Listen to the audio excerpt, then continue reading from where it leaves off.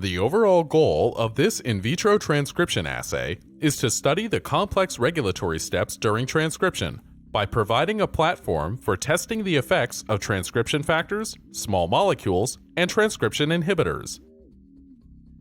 This method can help answer key questions in molecular biology, such as the precise mechanisms associated with transcription regulation, the function of transcription factors with unknown mechanisms, and the effects of novel transcription inhibitors. The main advantage of this technique is that it allows direct visualization of all the transcription products along a timeline from a single RNA sequencing gel.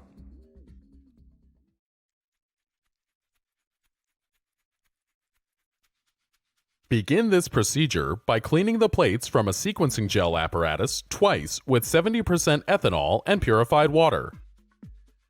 Assemble the cell with a comb and two spacers. Dissolve 33.6 grams of urea in 22 milliliters of water and 16.4 milliliters of 5 times TBE buffer using a magnetic stirrer. Add 16 milliliters of a 40% acrylamide bisacrylamide solution to the urea solution and filter through a 0.45 micrometer filter.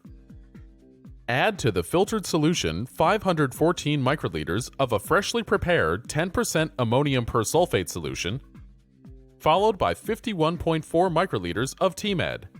Gently invert the gel solution to avoid excessive aeration, and inject immediately and smoothly from the bottom injection hole into the horizontally positioned pre-packed sequencing cell.